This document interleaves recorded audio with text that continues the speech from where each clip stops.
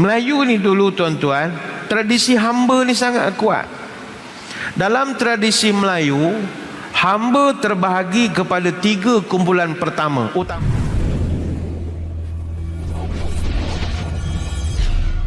Saya nak kongsi dengan tuan-tuan pada malam ini tentang perhambaan di alam Melayu. Tak ramai orang tahu bahawa orang Melayu juga dulu adalah bangsa yang menghambakan orang. Tuan-tuan pun tak tahu, tahu keturunan tuan-tuan dulu hamba abdi ya, duduk di Rauk, duduk di Pahang ni. Sekarang je baru aksen sikit ada pangkat. Itu congek berjalan tu. Tu orang panggil kaduk naik junjung. Keturunan hamba tiba-tiba jadi pegawai besar, congek ah. Kaduk kalau naik junjung lebih pada sirih tuan-tuan. Sirih tak congek begitu. Oh, bila cek rupanya moyang hamba dulu. Dulu kita orang Melayu ada sistem hamba. Baik tu kita orang Melayu dipaksa oleh orang luar menggelar diri kita saya. Kita orang faham mana ada cakap saya. Kita cakap koi, kah, hamba begitulah. Mana ada saya. Saya ni bahasa hamba. Saya ni bahasa Sanskrit. Artinya pembantu, sahaya.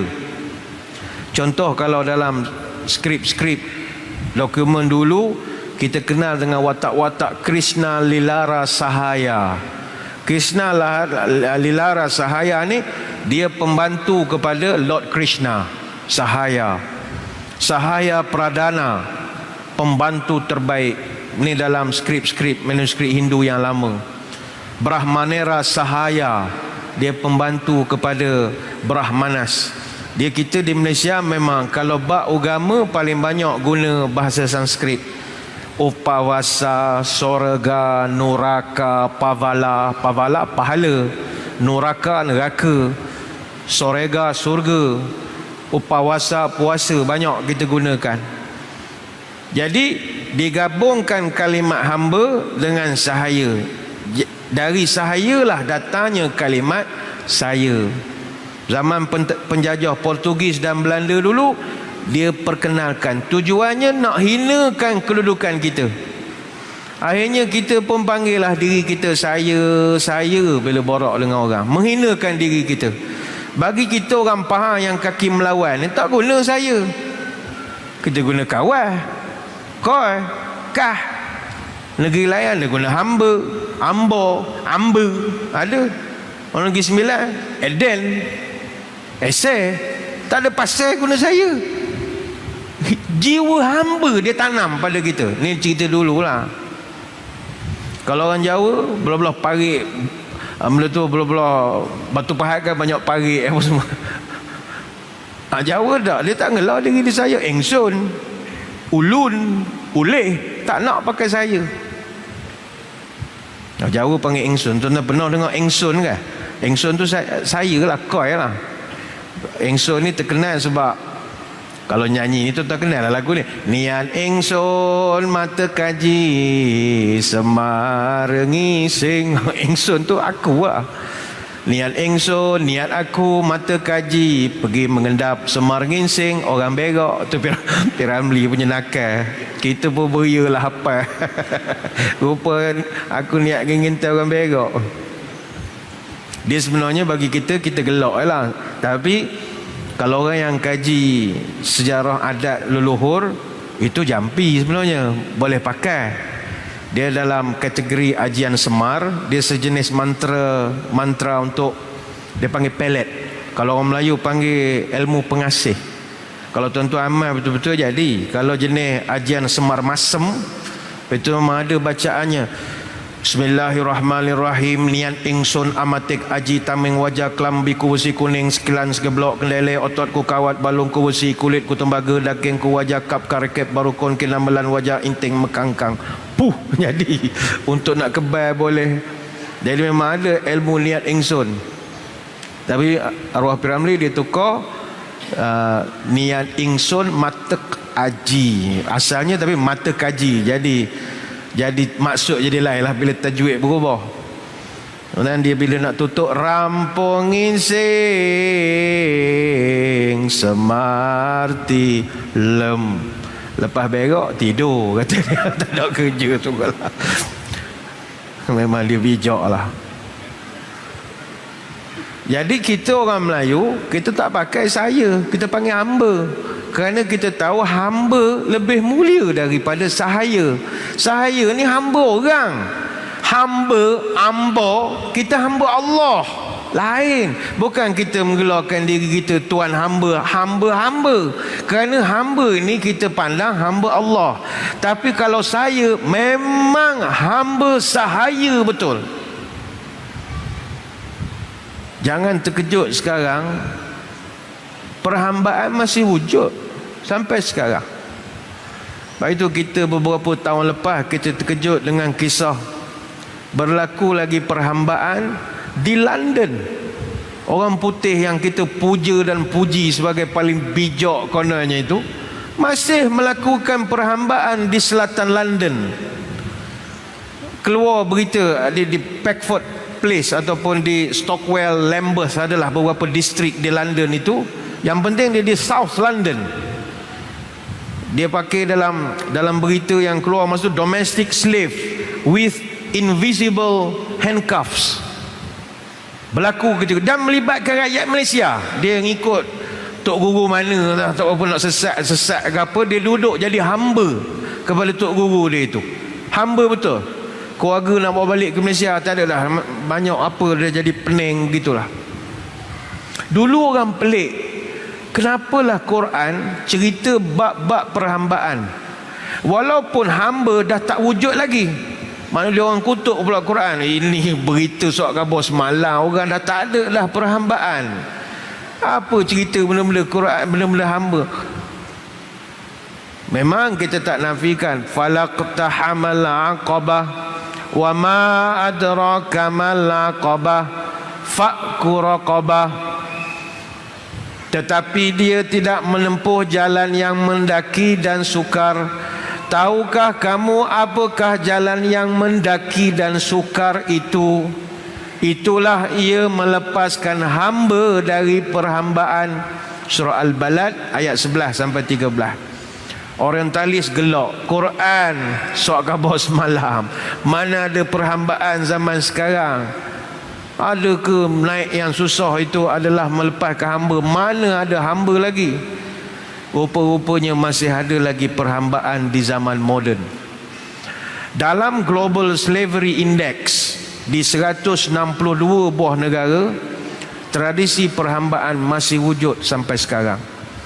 Ada 10 negara yang diyakini menyumbang 76% daripada total jumlah warga dunia yang hidup dalam perhambaan.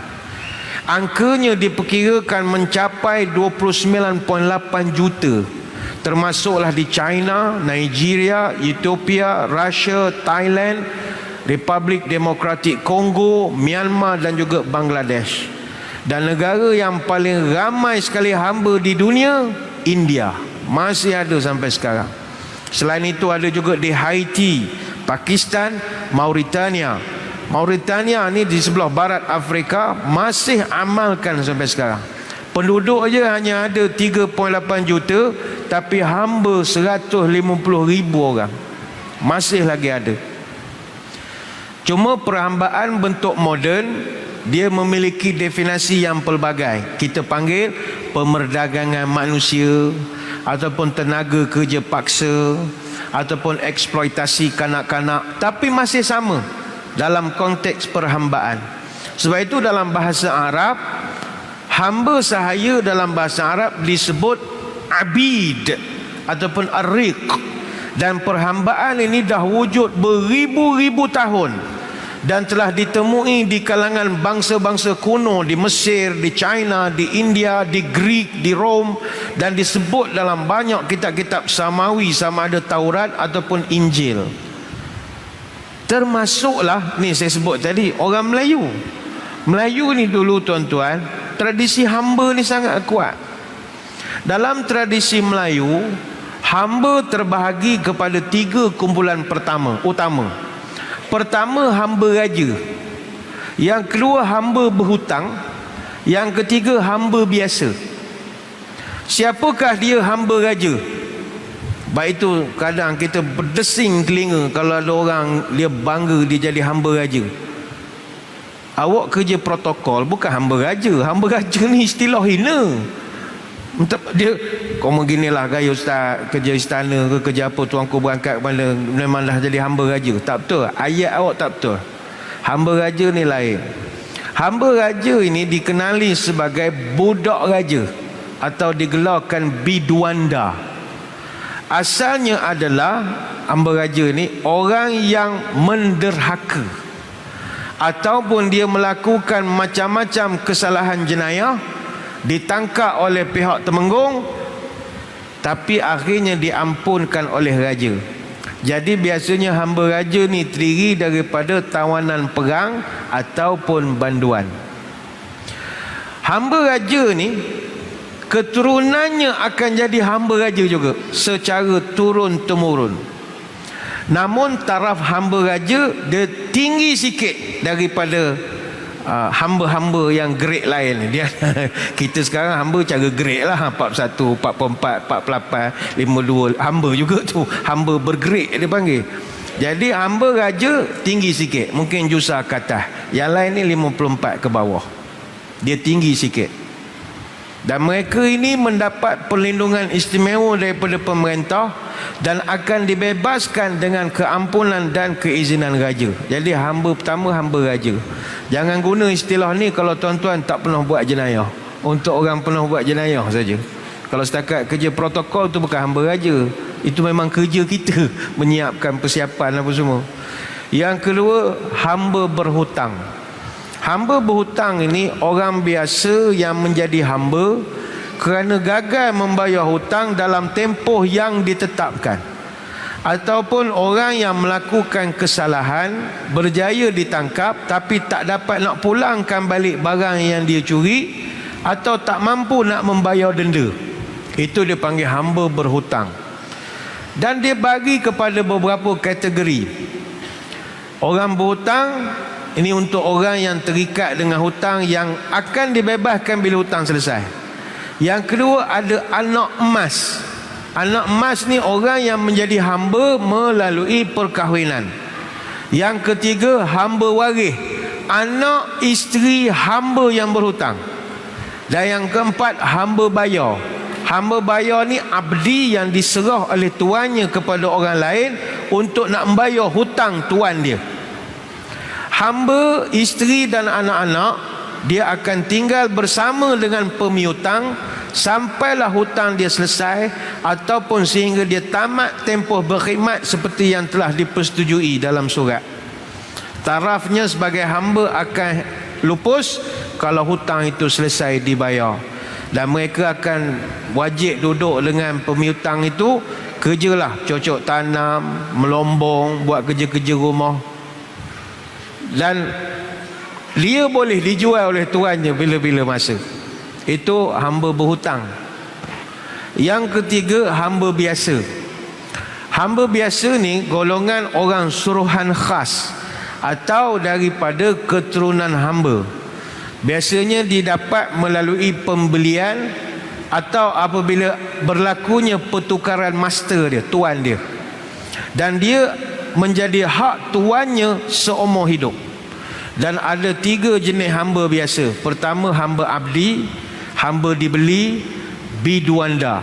Hamba abdi ni dia buat kerja berat. Hamba yang beli biasa. Kalau hamba biduanda orang suruhan yang dimiliki oleh raja. Hamba abdi ni pula kita bagi pada 6 kategori. Pertama hamba tawanan, ni tawanan perang. Hamba diranggah. Hamba diranggah ni orang bukan Islam yang dicolek dan dijual oleh para peniaga hamba abdi. Yang ketiga hamba habsyi, ni import daripada Afrika. Yang keempat hamba hulun, pesalah yang menyerah diri pada pemerintah. Yang kelima hamba serah, orang yang menyerah diri menjadi hamba sebab hidup susah, pekerjaan tak ada. Dan yang keenam anak keluarga hamba, maknanya isteri dan anak-anak kepada hamba abdi. Benda ni dulu wujud, sekarang dah tak ada. Kenapa tak ada? Islam mengubah. Ni bagus Islam, merdekakan. Tapi mungkin kulit dah tak hamba, jiwa hamba lagi lah. Dia keturunan macam mana? Jiwa hamba tu ada, so buat kerja tak buat-buat, rupa keturunan hamba dulu. Jadi pegawai tapi hati hamba memang habis lah. Penat bos dapat nak bos begini.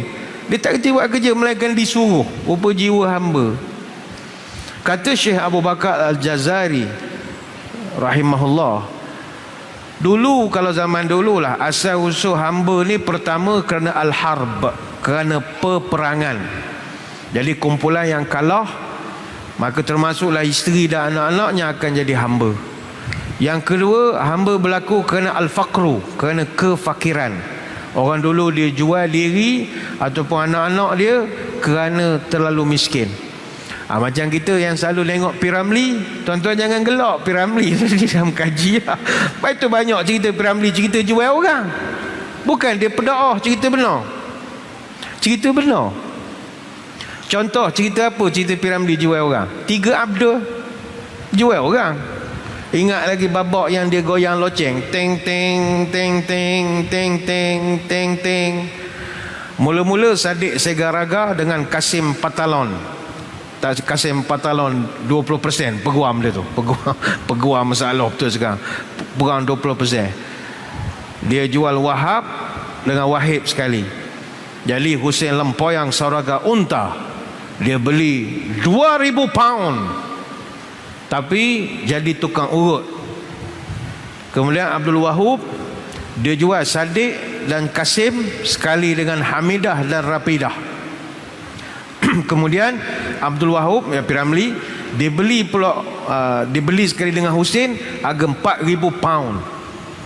Jadi ketika itu Hussein Lempoyang beli, dijual 4,000 pound tu, wow, dia punya wow, meniaga orang lebih baik dari meniaga unta, dia katakan. Memang itu sistem perhambaan dulu, bukan rekaan.